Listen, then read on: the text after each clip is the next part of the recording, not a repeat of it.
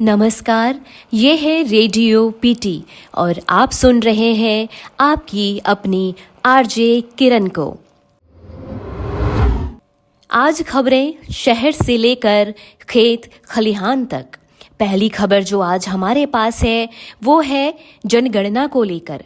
हर 10 साल में होने वाली जनगणना को लेकर एक बड़ा अपडेट सामने आया है। अगले साल 2025 में जनगणना की शुरुआत होगी जो एक साल यानी 2026 तक चलेगी। इसके बाद से 10 साल में होने वाली जनगणना अब अगली बार 2035 में होगी। बता दें कि अब तक हर 10 साल में होने वाली जनगणना दशक के शुरुआत में होती आई थी, जैसे 1991, 2001, 2011। इसी तरह से जनगणना 2021 में होनी थी, लेकिन कोविड महामारी के कारण ये जनगणना टालनी पड़ गई थी। इसके बाद अब जनगणना का चक्र भी बदलने वाला है। अब 2025 के बाद 2035 और फिर 2045, 2055 में जनगणना होगी। अब कुछ खबरें ग्रामीण भारत से। ग्रामीण विकास मंत्रालय ने उन मीडिया रिपोर्ट पर सफाई जारी की है जिसमें कहा गया है कि चालू वर्ष की पहली 6 माही में मनरेगा के तहत ग्रामीण रोजगार में 16% की गिरावट दर्ज हुई है।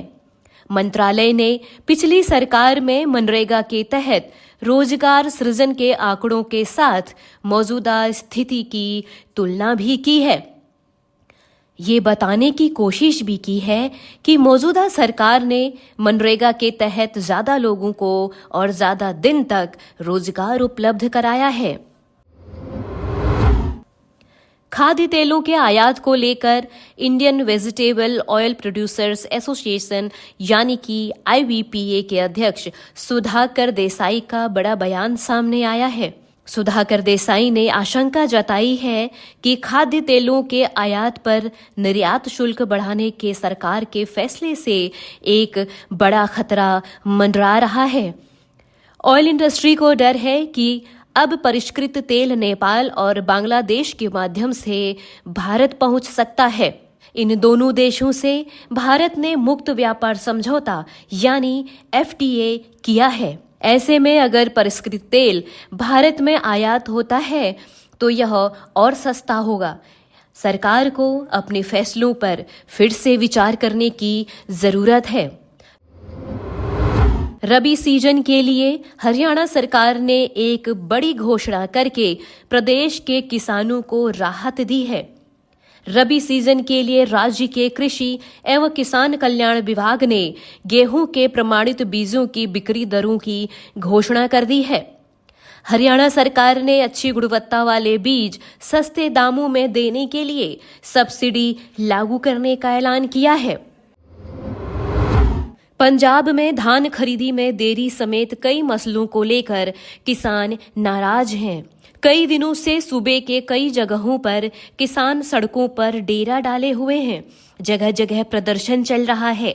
इसको लेकर रविवार को पंजाब के खाद्य आपूर्ति मंत्री के साथ किसान नेताओं ने लंबी बातचीत की। इसके बाद किसान नेताओं ने सड़क से जाम हटाने का ऐलान तो किया, लेकिन नेताओं ने आंदोलन आगे भी जारी रखने की बात कही। तो ये थी आज की प्रमुख खबरें।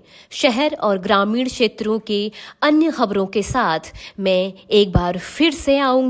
तब तक के लिए खुश रहिए, मुस्कुराते रहिए और सुनते रहिए radio PT. Radio radio radio radio radio PT.